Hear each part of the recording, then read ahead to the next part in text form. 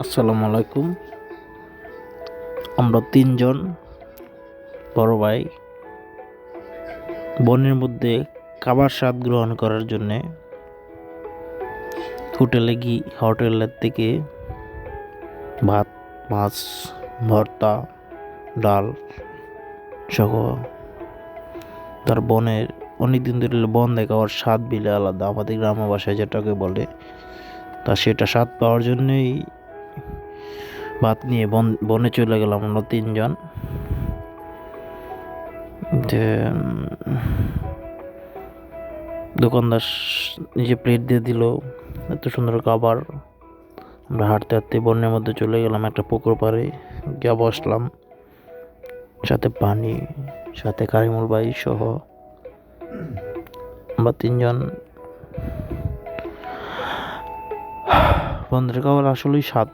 পরিবেশে যারা গ্রামে হয়েছেন বা গ্রামে যারা বড় হয়েছেন তারাই একমাত্র বুঝে, খেতে খামার যারা কাজ করেছে তারা একমাত্র বুঝে বনের মধ্যে খাবার মতো স্বাদ। অনেক তৃপ্তি পাওয়া যায়। হয়তো ওগুলো খাবারগুলো অগোছালো থাকে, কিন্তু বনের মধ্যে খাওয়ার মতো এত তৃপ্তি হয়তো বা ঘরের দামি ডাইনিং টেবিলে বসেও তৃপ্তি মেটানো যায় না।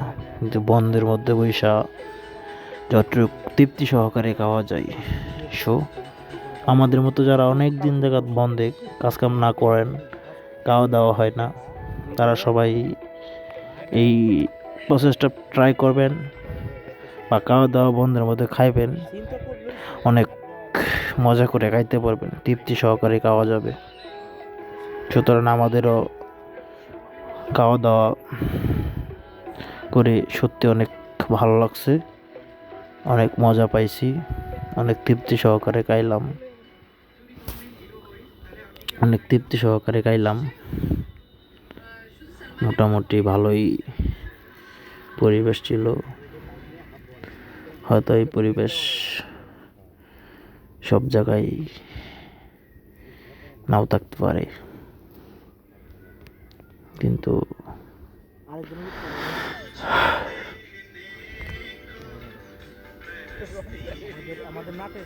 আমাদের মতো যারা যারা খাইবেন হয়তো আমাদের সাথে খাইতে পারেন, আরেকদিন অন্য একদিন খাইল যোগ দিবেন। আমরা সবাইকে নিয়ে আবারও বনের মাঠে সুন্দর একটা খাবার ব্যবস্থা করব। এখন হয়তো বা 3-4 জন আছি, হুট করে বলছে পাওয়ার জন্য। অন্য একদিন গ্রুপিং মিলে আমরা সবাই বন্ধুদের মধ্যে খাওয়া দাওয়া করব। হয়তো বা তখন ফিলটা হয়তো অন্যরকম লাগবে।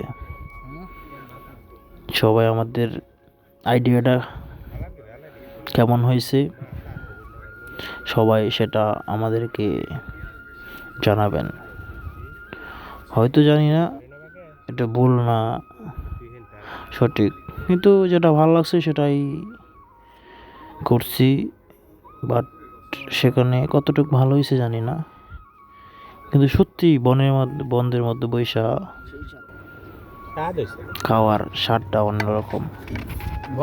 সেটা হয়তো না খাইলে বুঝতাম না, আর অনেক দিন যাবৎ খাওয়া হয় না। প্রায় ছোট্টবেলা খাইতাম, আব্বার সাথে যখন বনে যাইতাম, খেতে কাজ করতাম, তখন হয়তো বাবার সাথে খাইতাম। খাওয়ার সময় হয়তো বা অতীত মনে পড়ে। খাবারগুলো খাওয়ার সময় হয়তো অতীতগুলো, ছোট্টবেলার কাহিনীগুলো মনে পড়ে। আসলে ওই সময়টা ভালো ছিল। সবাইকে ধন্যবাদ। আমাদের